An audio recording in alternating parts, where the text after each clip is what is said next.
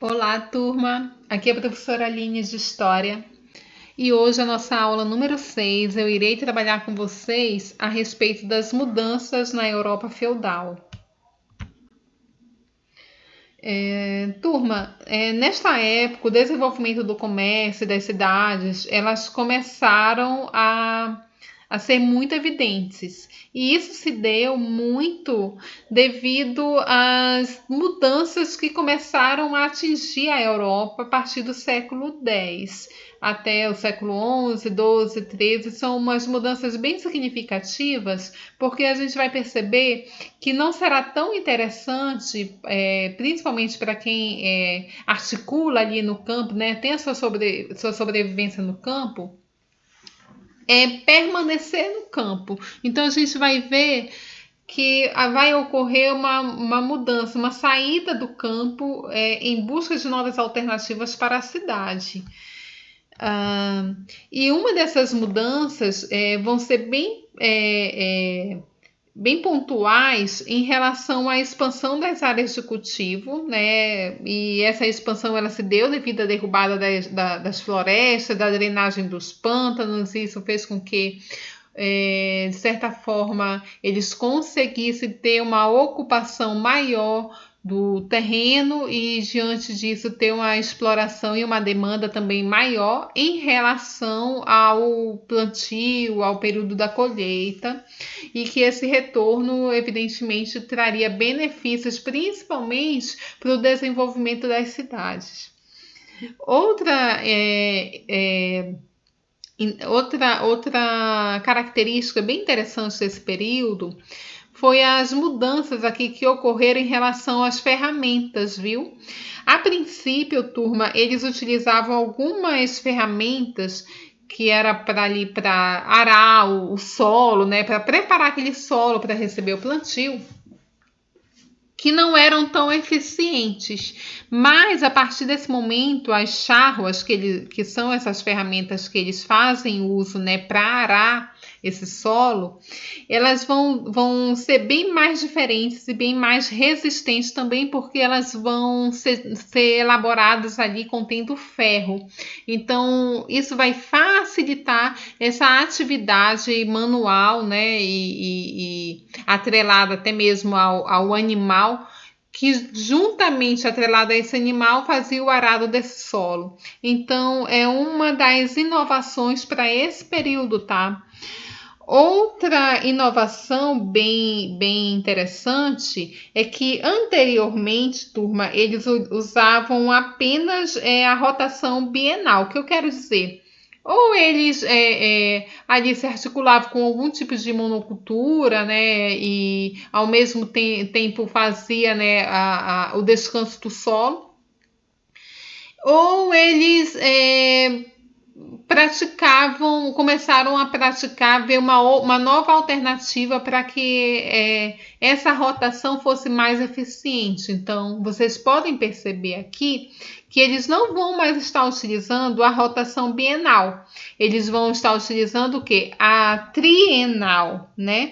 Ou seja, antes eles usavam a bienal, né, que era apenas 2 tipos de campos, né, que eles faziam uso, mas a partir do século XI, cada área passou a ser dividida em 3 campos. Então vocês vão observar que esse esquema, turma, tá dentro do material didático de vocês. Vocês percebem que aqui, ó, no primeiro momento, eles vão fazer o cultivo do trigo, né? Aqui numa outra área, o que eles vão ter? O cultivo de outro cereal, né? Que ali, dependendo de qual cereal que eles vão utilizar, pode ser aveia, por exemplo. E é um momento aqui que eles fazem o descanso do solo. Então, tudo isso aqui no primeiro ano. Então, vocês percebem a rotação desse primeiro ano, que é o primeiro momento, é o cultivo do trigo, numa outra parte aqui do solo, o cultivo de algum outro cereal, e no outro momento, o descanso. No segundo ano, observe o que aconteceu, uma rotação. Observe que onde estava sendo cultivado o trigo, agora passou a ser nesta demanda aqui, ó, nesta área, que estava sendo cultivado o quê? Um outro cereal, que eu até coloquei, que poderia ser, por exemplo, a aveia, né? E aquela área que estava no descanso, passou o quê? A cultivar o outro cereal. Então, vocês percebem que agora quem está no descanso era aquela área que outrora tinha o quê? Cultivado o trigo. Então, no terceiro ano, eles fazem uma nova rotação. Então, vocês vão perceber que essa rotação ela vai deixar em um determinado momento a área no descanso, a outra área no cultivo do trigo, por exemplo, e a outra área no cultivo da aveia. Então, essa rotação fazer com que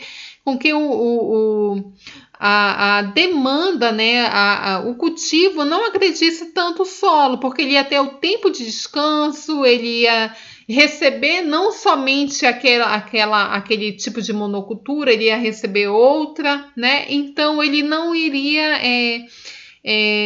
fazer com que o solo acabasse sendo agredido. Ele ia dar esse tempo de descanso para o solo dentro de um processo rotativo, tá? Entre o primeiro, o segundo e o terceiro ano. Outra ferramenta também que foi alterada, deixa eu mostrar aqui para vocês, né? Vocês percebem aqui na charrua como é que eles atrelaram no animal, né? Anteriormente, turma, essa ferramenta, ela era o quê? Presa ao pescoço do animal. E isso fazia com que muitos deles acabassem se machucando, cansando mais rápido, se irritando mesmo, né? Deixando o animal irritado, sufocado.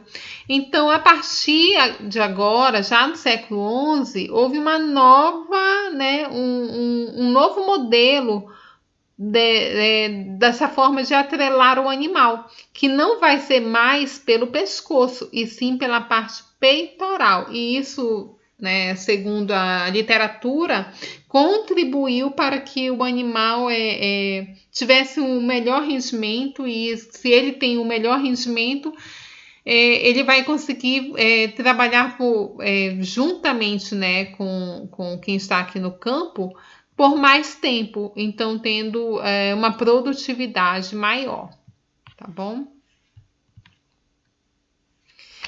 Então, diante disso, turma, vocês podem verificar que com o aumento da oferta de alimentos, porque houve essa expansão, né, do campo e tudo, então acabou que as cidades também elas foram se completando, né? Então a oferta desses alimentos já não fazia a necessidade de muitas pessoas ficarem ali trabalhando somente na agricultura, somente no campo. Então elas começaram a buscar novas alternativas. Não só trabalhar no campo. Muitos acabaram migrando para as cidades e buscando novos meios de sobrevivência, tá? Justamente porque esse período, turma, é um período de transição, né? Daquela Europa feudal muito mais aprisionada à questão da agricultura, da terra. E agora não, né? A partir do século XI vai ter a possibilidade desses trabalhadores buscarem novas alternativas, tá? Tanto que alguns foram trabalhar como artesãos, tipo sapateiros, carpinteiros, ferreiros, outros mercadores ambulantes. Então, os moradores do campo eles passaram a trocar o que produziam por alimentos, por exemplo, por artigos produzidos nas cidades, como roupas, sapatos, móveis. Então, isso acabou que estimulando, viu, turma, o comércio local e a vida urbana. E também a questão das rotas comerciais, né? Aqui eu coloquei um mapa ilustrativo. Esse mapa, viu, consta dentro do livro didático do aluno, na página na página 6, vocês podem estar consultando. Sabe-se que a partir do século XI o comércio de longa distância também se intensificou, então era necessário ter alternativas para que eles pudessem, né, articular aqui, tipo a Europa, articular com o Oriente e assim sucessivamente, tá? Então, entre essas rotas comerciais, a gente percebe-se que também tinham ali as cidades italianas ao Oriente, que elas transitavam via, né, o mar Mediterrâneo, e também tinha ali ao sul da Europa, porque eles faziam ali a sua rotação por terra mesmo. Então, eles tinham as rotas comerciais para que aquele produto pudesse, né, caminhar e eles pudessem tirar lucro dentro dessa rota, desse comércio, né? Sabe-se que a Europa ela articulou muito, né, com o Oriente, né, principalmente com artigos de luxo, com a questão das especiarias, enfim. Então ela buscou as rotas e fez ali a articulação com o Oriente Médio. Deixa eu avançar. E, turma, diante disso, é bem interessante que nas cidades ali, nas cidades medievais, como as cidades medievais recebeu, né, muitas pessoas vindas dos campos e pessoas também que articulavam, né, o seu comércio, que eram de outras localidades e começaram a ver que era negócio, né, participar de feiras. E essas feiras medievais, elas vendiam de tudo que você possa imaginar, né, desde das especiarias, quanto para artigos de luxo, quanto produtos do próprio consumo, enfim. Então essas feiras, elas duravam em torno ali de 15 a 60 dias, elas reuniam mercadores de mais diferentes lugares, enfim. E era bem interessante que também você poderia perceber que existia a questão da moeda, né, da moeda da região. Então eles tinham tanto as moedas como valores diferentes que acabavam que surgindo ali de uma forma meio que para articular com esse comércio. Mas outra coisa também que muito aconteceu nesse período foi a troca. Então, tanto que foram surgindo ali os próprios cambistas, né? Eles faziam muito essa troca em relação à questão das moedas com os produtos e assim eles iam se articulando, né? Os cambistas, eles colocavam as moedas sobre um banco de madeira, por exemplo, e eles passavam ali a examiná-las para saber se elas tinham o mesmo valor, se elas eram verdadeiras. E diante disso, as moedas acabavam recebendo os nomes ali dos banqueiros. E esses banqueiros acabavam que fazendo novas operações e tendo novos lucros, e eles poderiam até mesmo fazer empréstimos e tudo. Então era uma feira comercial que também se articulava dentro não só das trocas, mas desse câmbio, né? Desses cambistas que articulavam ali com as moedas de cada região que se faziam presente dentro dessa rotina das feiras. E em relação às cidades novas e cidades antigas, né, a gente vai perceber que com o tempo vai ocorrer as mudanças, né? As cidades elas vão se organizando e tudo isso mediante do que foi sendo apresentado, né? As próprias ferramentas contribuíram para que o próprio campo também tivesse, né, uma alteração, uma modificação. Sabe-se que muitas pessoas saíram do campo, avançaram para as cidades, e as cidades, elas em determinado período, elas não eram assim tão engenhosas, né? Mas elas foram crescendo na medida que o tempo foi passando, e ali começaram até a surgir a nova burguesia, digamos assim, o burguês, né? As cidades medievais, elas eram até mesmo chamadas de burgos, então por isso que os habitantes ali começaram a receber essa nomenclatura. E em relação aos comerciantes, artesãos e suas corporações, e turma, é bem interessante porque conforme essas cidades elas vão ganhando espaço, elas vão tendo, né, ali recebendo, se articulando comercialmente, as cidades em si elas começam a se desprender, eu posso dizer assim, se desprender de uma articulação maior. Elas queriam uma determinada, elas começam a criar um determinado tipo de independência. Isso a gente vai perceber muito, né, com essas articulações comerciais que vão surgindo, tá? Por exemplo, em muitas cidades medievais, uma pessoa só podia trabalhar em um ofício se pertencesse a uma corporação. Isso é uma associação de profissionais de um mesmo ramo da atividade. E essas corporações de ofício protegiam seus associados contra a concorrência e amparavam a velhice na doença. Então, ou seja, eles acabavam tendo alguns benefícios, principalmente aqueles que faziam parte das corporações e que podiam ter mais de um ofício, tá? Então, as corporações comerciantes elas eram chamadas de ligas e reuniam profissionais de diversas cidades na Europa.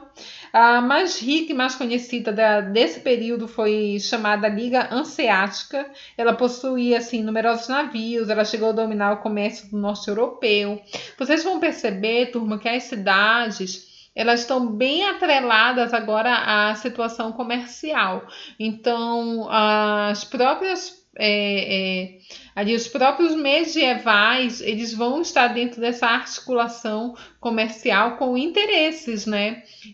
Com interesses e conflitos, digamos que muitos foram até amparados até a velhice, né? Conseguindo ali ter um amparo na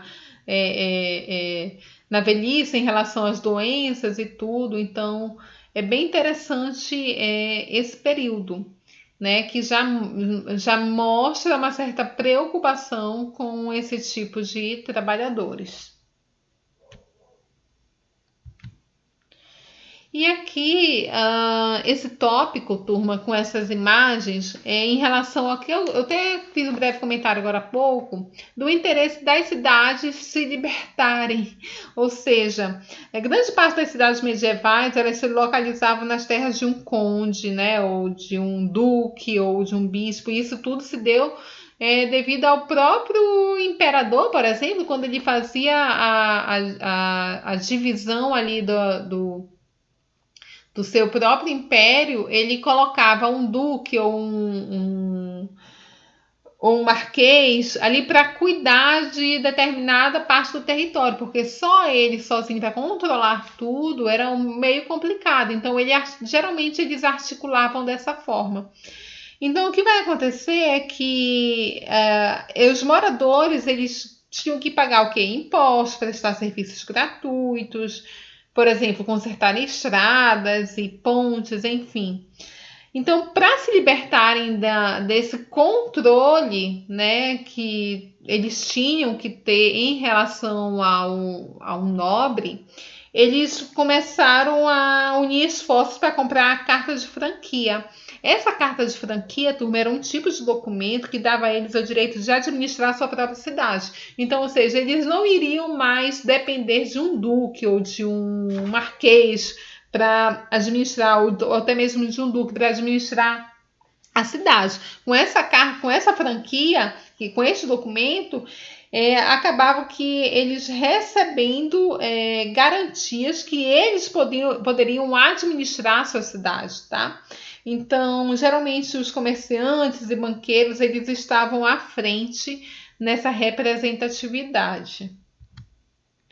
E em relação à força da igreja, né, e do cristianismo, bom, na época na Europa medieval, foi um período também bem marcado pela questão da mortalidade, das guerras, das fomes, das doenças, da baixa expectativa de vida.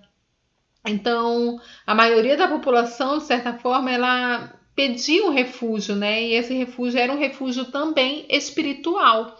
E esse apelo se estendia à própria igreja, tá bom?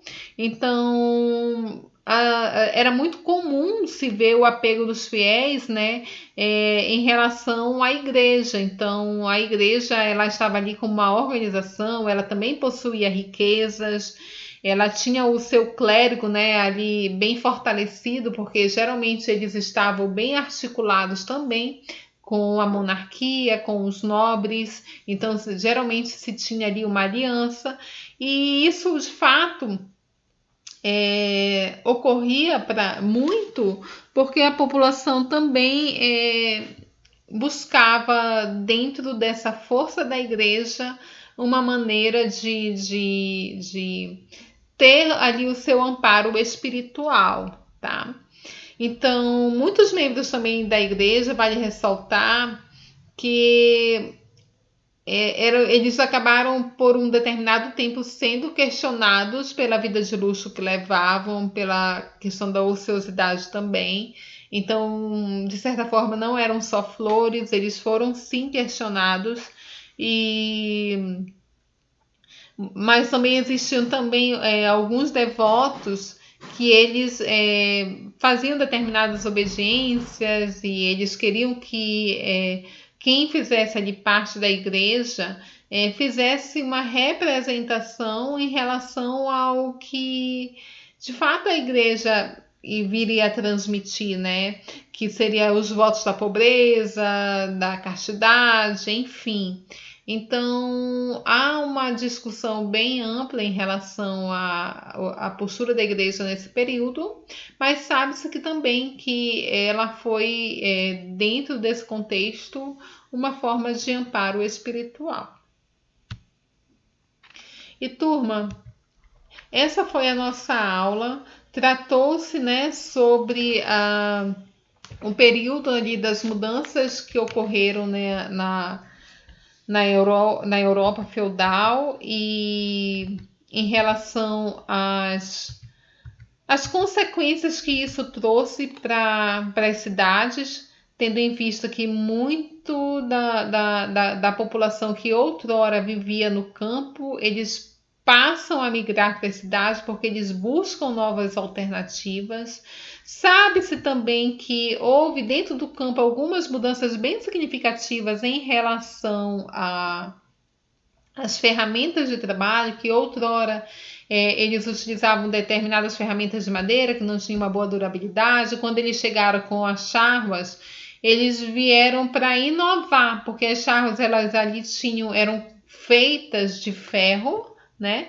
E acabavam que tendo uma contribuição melhor na hora de arar esse campo. Esse campo, né, sendo arado, ele viria ali para receber o seu cultivo. E esse cultivo, turma, estava o quê? Dentro dessa rota aqui trienal, né? O campo ele era dividido, um pedaço ficava descansando, um recebia um determinado tipo de cultivo, né? Poderia ser o trigo e o outro poderia ser a aveia. E quando era no segundo ano, o quê? Fazia uma rotação. Aquele que recebeu o trigo, ele vai passar a ficar no descanso. Aquele que recebeu a aveia vai receber o trigo. E aquele que estava no descanso vai receber aveia, e assim sucessivamente, né? E em todo momento a gente vai perceber que nessa rotação um trecho do campo vai ficar descansando enquanto outros vão entrar no cultivo. Outra coisa bem significativa foi em relação ao próprio atrelar do animal, poderia ser o boi ou o cavalo. Que outrora eles utilizavam a maneira de atrelar pelo pescoço, isso sufocava o animal, né, deixava o animal irritado e quebrava o rendimento também. E a partir desse momento não, eles passam a utilizar a atrelagem mediante a parte peitoral, fazendo com que o animal se cansasse menos, não ficasse tão irritado e tivesse uma melhor contribuição aí nessa parte do arado da terra. E como eu comentei com vocês em relação ao revigoramento das cidades, né, a partir desse momento que as cidades começam a receber essa população, que ela já estava muito mais confiante em buscar novas alternativas nas cidades, tendo em vista que a própria agricultura se expandiu, os campos também, as ferramentas chegaram, então muitas dessas pessoas buscaram novas alternativas ali para trabalhar com artesanato, como sapateiro, enfim, como vendas ali pelas feiras, né? E as rotas comerciais, porque evidentemente que isso não se prendeu a um determinado lugar. A Europa ela negociou muito com o Oriente e isso de certa forma foi muito bom, né? Eles utilizaram ali a rota via Mediterrâneo, ou então algumas rotas que aconteciam dentro do próprio território e negociavam com outras cidades e também articulavam com outros países.